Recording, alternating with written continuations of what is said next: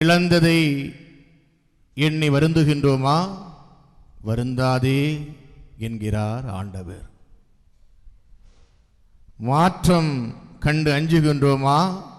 அஞ்சாதே என்று சொல்கிறார் ஆண்டவர். காரணம், நான் உன்னோடு இருக்கின்றேன். ஆகவே கடந்த காலத்தில் இழந்தவை யாவும் நம்மை தேடி வரும் என்றும், இந்த உலகிலே நமக்கு ஏற்படக்கூடிய மாற்றங்கள் யாவும் உயர்வு தரும் என்பதையும் கடவுள் நம்பிக்கை வாழ்வு வழியாக நமக்கு உணர்த்துகின்றார். ஆலயத்திலே நாம் 1000 பேர் 1500 பேர் என்று கூடி வருகின்ற பொழுதெல்லாம் கடவுள் நம்மை பார்த்து கேட்கக்கூடிய ஒரே கேள்வி, நீ என்ன சொல்ல விரும்புகின்றாய்? நாம் சொல்வோம், நான் நன்றாக இருக்க வேண்டும். நான் நன்றாக இருக்க என்ன செய்ய வேண்டும் என்ற ஒரு கேள்வி வருகின்ற பொழுது கடவுள் நம்மிடம் சொல்வார், எல்லோரும் நன்றாக இருக்க வேண்டும் என்று நினை, நீ நன்றாக இருப்பாய். ஆகவே இந்த உலகில் வாழக்கூடிய மனிதர்கள் நாம் எல்லோரும் நன்றாக இருக்க வேண்டும் என்ற ஒரு சிந்தனையின் அடிப்படையில்தான் காது கேட்காதவர்கள் காது கேட்கும் அற்புதத்தையும், வாய் பேச தெரியாத மனிதனுடைய நா கெட்டு அவிழ்த்து விடப்படுவதையும் இன்றைய நற்செய்தி நமக்கு ஞாபகப்படுத்துகின்றது. அதற்கு முன்பு 1 அரசர் புத்தகத்திலே கடவுள் அருமையான ஒரு சிந்தனையை நமக்கு கொடுத்திருக்கின்றார். 2 மிக முக்கியமான சிந்தனைகள் அவை. ஒன்று, இஸ்ராயேல் மக்கள் மத்தியில் தாவீதின் இனம் இருப்பதால். இரண்டாவது, இந்த இஸ்ராயேல் மக்கள் வாழக்கூடிய நகரங்களில் எருசலேம் இருப்பதால் ஒரு குலமாவது மீட்பு அடையும், எஞ்சிய உள்ளங்கள் எஞ்சிய குலங்கள் உங்களுக்கு எதிராக கிளர்ந்து எழுந்தாலும் உன்னோடு நான் இருப்பேன். எனவேதான் இந்த உலகில் எல்லோரையும் நாம் திருப்திப்படுத்த வேண்டும் என்று நினைப்பதை விட, நாம் எப்படி வாழ வேண்டும் என்பதை இறைவன் உணர்த்துகிறார் என்பதை உணர்ந்து வாழ வேண்டும் என்ற ஒரு செய்தியை கடவுள் நமக்கு ஒப்புக் கொடுக்கின்றார். பிரியமான அன்பு இறைமக்களே, நம்பிக்கையோடு வரக்கூடிய யாவரையும் கடவுள் கைவிடுவது இல்லை என்பது இறை வாக்கு தத்தம். நம் நம்பிக்கை எப்படி இருக்கின்றது? வழக்கமாக 3 விதமான நம்பிக்கையாளர்களை நாம் பார்க்கலாம். ஒன்று, மேலோட்டமான நம்பிக்கை வாழ்வு. இரண்டாவது, வெளிப்படையான நம்பிக்கை வாழ்வு. மூன்றாவது, ஆழ்ந்த நம்பிக்கை வாழ்வு. ஏசாயா புத்தகம் அலகு 2 அருமையாக கடவுள் சொல்வார், வற்றாத நீரூற்றை நதி போல உனக்கு அமைத்து கொடுத்தேன், ஆனால் நீ வற்றி போகக்கூடிய குட்டைகளை அல்லவா நாடி அலைகின்றாய் என்று கடவுள் குறிப்பிடுகின்றார். ஏசாயா புத்தகம் 2. வற்றாத நதியை நோக்கி நீ நகர்ந்து செல்ல வேண்டும் என்று உன்னை தூண்டி எழுப்ப எழுப்ப வற்றி போகக்கூடிய குட்டையை அலைந்து போகக்கூடிய மனிதர்கள் யார் எவரோ அவர்கள் மேலோட்டமான நம்பிக்கையின் அடையாளங்கள். எல்லாவற்றையும் குறை சொல்வார்கள். கணவனை குறை சொல்வார்கள், மனைவியை குறை சொல்வார்கள், பெற்றோரை குறை சொல்வார்கள், பிள்ளைகளை குறை சொல்வார்கள், ஆசிரியர்களை குறை சொல்வார்கள், மாணவ மாணவிகளை குறை சொல்வார்கள், சமூகம் என்று அதனுடைய பட்டியல் நீண்டு கொண்டே போகும். எனவே வெளிப்படையாக கடவுள் நம்பிக்கை வைத்திருப்பார்கள், எதிலும் திருப்தி அடையாமல் இருப்பார்கள். பல நேரங்களில் ஆண்டவரையே மறந்து விடுவார்கள். எல்லோரும் அழைக்கப்படுவது நம்பிக்கையாளர்கள். ஆனால் இந்த நம்பிக்கையாளர்களில் நாம் எந்த வகையினர் என்பதை ஒரு கணம் சிந்திக்க இன்றைய முதல் வாசகம் நம்மை அன்பாய் அழைக்கின்றது.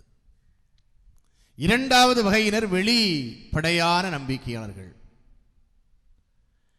இவர்கள் ஆலயத்திற்கு செல்வார்கள், ஜெபிப்பார்கள், ஜெபமாலை சொல்வார்கள், ஆன்மீகத்தில் சடங்குகளிலே அதிகமான ஈடுபாடு கொள்வார்கள். கடவுள் வழியாக எனக்கு எல்லாம் நடக்க வேண்டும் என்று எதிர்பார்ப்பார்கள். இறைவன் ஒருவரே தங்களுடைய வாழ்வுக்கு எல்லாம் என்று சொல்லி தன் உடன் பிறந்தவரையும் தன் குடும்பத்தையும் தனக்கு தேவையில் இருக்கக்கூடிய அயலானையும் மறந்து வாழ்வார்கள். இப்படித்தான் எனக்கு தெரிந்த ஒரு குடும்பம். ஒரு தாய்க்கு 5 பிள்ளைகள், 5 பேரும் ஆண்கள். 4 பேருக்கு அரசு வேலை, அதுவும் மத்திய அரசு வேலை. செல்ல செழிப்போடு வாழ்ந்து கொண்டிருக்கின்றார்கள். கடைசி மகன் கூலி வேலை. அவருடைய மனைவிக்கு அறுவை சிகிச்சை நடக்கின்றது. வசதி இருக்கிறது, வாய்ப்பு இருக்கிறது, எல்லாம் இருக்கிறது. தன் தம்பியினுடைய மனைவியின் மீது, தனக்கு அடுத்திருக்கக்கூடிய இல்லத்தின் மீது எந்த ஈடுபாடும் அன்பும் இல்லாமல் வாழக்கூடிய ஒரு வாழ்க்கை. வெளிப்படையான நம்பிக்கையாளர்கள். இவர்கள் ஆண்டவரை அப்பா என்று அழைப்பார்கள். இறைவன் மீது மிகுந்த நம்பிக்கை கொண்டிருப்பார்கள். எங்களைப் போல கடவுளை நேசிக்க இந்த உலகில் யாரும் இல்லை என்று நினைப்பார்கள். ஆனால் தன் குடும்பத்தில் கூட பாதிக்கப்பட்ட ஒரு சகோதரனுக்கு, ஒரு சகோதரிக்கு உதவி செய்யாமல் இருப்பார்கள். வெளிப்படையான நம்பிக்கையாளர்கள். மூன்றாவது வகையான நம்பிக்கையாளர்கள் ஆழ்ந்த நம்பிக்கையாளர்கள். அதற்கு தலை சிறந்த ஒரு உதாரணம் ஆபிரகாம். அன்பார்ந்த இறைமக்களே, திரு விவிலியத்தினுடைய முதல் 5 புத்தகங்களும் திரு சட்டம் சார்ந்த புத்தகங்கள். ஆண்டவர் பாதிக்கப்பட்ட இஸ்ராயேல் மக்கள் எப்படி தங்களுடைய வாழ்க்கையில் அந்நியராய், அடிமை சமூகத்தினுடைய முகவரி அற்றவராய், முகம் இழந்தவராய், வலுவற்றவராய், கைவிடப்பட்டவராய், எங்களுக்கு இனி யார் உண்டு என்று கதறி அழும் பரிதாப நிலையில் வாழக்கூடிய அந்த மக்களுடைய வாழ்வினுடைய உரிமைக்காய் இதோ நான் இருக்கிறேன் என்று சொல்லி வாழ்வழித்த அந்த இறைவனுடைய வாழ்வுக்கு நம்பிக்கையினுடைய முதல் பாத்திரமாக வாழ்ந்த ஆபிரகாமினுடைய வாழ்க்கை, ஆழ்ந்த நம்பிக்கையினுடைய வாழ்க்கை. எனவேதான் இந்த ஆபிரகாமை நாம் இன்றும் நம்பிக்கையினுடைய தந்தை என்று அழைக்கின்றோம். தேசத்தை கூறு போடுகின்ற பொழுது சோதோம் கொமோரா என்று சொல்லக்கூடிய வளமிகு ஆற்று படுக்கையை ஆபிரகாமினுடைய தம்பி லோத்து தேர்வு செய்கின்றான். ஆபிரகாமிற்கு வறண்ட பூமி வழங்கப்படுகிறது. கடவுள் மீது நம்பிக்கை வைத்த ஆபிரகாமுக்கு கடவுள் சொல்கிறார், உன் கண் தெரியாத தொலைவில் இருக்கக்கூடிய கானான் தேசம், வளமையான தேசம், என்னை நம்பி உன்னோடு பயணிக்கக்கூடிய மக்களை அழைத்து செல், அங்கு வளமையான நாட்டை உரிமையாக்கி கொள்வாய் என்று சொல்லக்கூடிய வாக்கு தத்தத்தை ஆபிரகாமுக்கு கடவுள் கொடுக்கின்றார். நாம் என்ன செய்வோம்? இது குடும்பங்களில் எவ்வளவு பிரச்சனைகள், ஒரு வழி பாதைக்கு கூட வழிவகை தெரியாமல் நீதிமன்றத்தில் சென்று எப்பொழுது எங்களுக்கு நீதி கிடைக்கும் விடியல், கடவுளை நம்பிக்கையோடு ஏறெடுப்போம், கடவுளை நன்றியோடு போற்றி புகழ்வோம், எல்லாம் நல்லதற்கு என்பதை உணர்வோம், எல்லா நேரத்திலும் மகிழ்ச்சியாக இருப்போம், எப்பொழுதும் ஜெபிப்போம், இறைவன் வழி வாழ நம்மை அர்ப்பணிப்போம், ஆழ்ந்த நம்பிக்கைக்கு சான்று பகருவோம். இது புண்ணிய பூமியிலே ஆழ்ந்த நம்பிக்கைகள் வாழ்விக்கப்பட இறைவனுடைய உயிர் துடிப்புள்ள சான்றுகள் நம்முடைய வாழ்க்கையினுடைய வசமாகும். எல்லாராலும் கைவிடப்பட்ட பின்பு தந்தை அவரை கைவிடாத ஒரே காரணத்தால் உயிர்த்தார் இயேசு. உயிர் துடிப்புள்ள நிகழ்வுகள் அவருடைய பெயரால் இந்த மண்ணிலே நிறைவேற்றப்படுகிறது என்று சொன்னால் அதற்கு தந்தையாகிய கடவுள் தன் மகனை முதல் சாட்சியாக ஆக்குகின்றார். அந்த வரிசையில் நமக்கு கடவுள் கொடுத்த ஒரு பெரிய பொக்கிஷம் நம்முடைய வணக்கத்துக்குரிய ஞான தந்தை மறைசாட்சி புனித தேவ சகாயம். குடும்ப வாழ்க்கை வாழ்ந்தவர். அவர் வாழ்ந்த தன் மனைவியோடு ஞானப்பூ என்று சொல்லக்கூடிய தாயோடு வாழ்ந்த இடம் ஒரு தேவாலயமாக ஆக்கப்பட்டிருக்கிறது. கடவுள் எப்படி திட்டமிடுகிறார்! என் மகன் ஒருவன், என் மகள் ஒருவன் என் வாழ்க்கையை வாழ்கின்ற பொழுது அவன் இல்லமே வான் இல்லத்தை வெளிப்படுத்தக்கூடிய தேவாலயமாக மாற்றப்படுகிறது என்பதற்கு இந்த புண்ணிய பூமி ஒரு பெரிய சாட்சி. அன்புக்குரியவர்களே, ஆழ்ந்த நம்பிக்கையோடு பயணிப்போம்.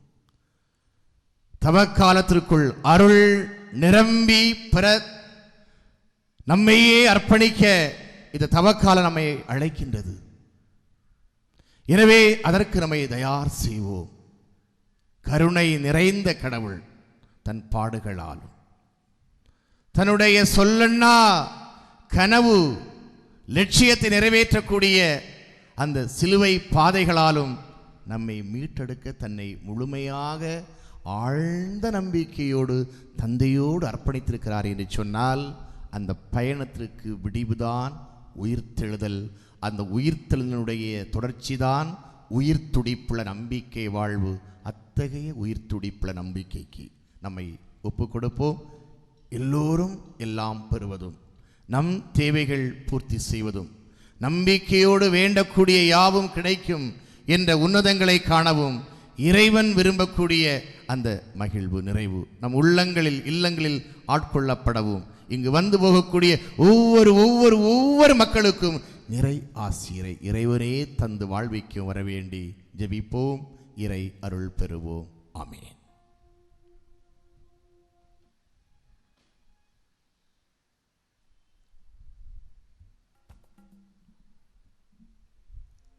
அனைவரும் எழுந்து நிற்போம்.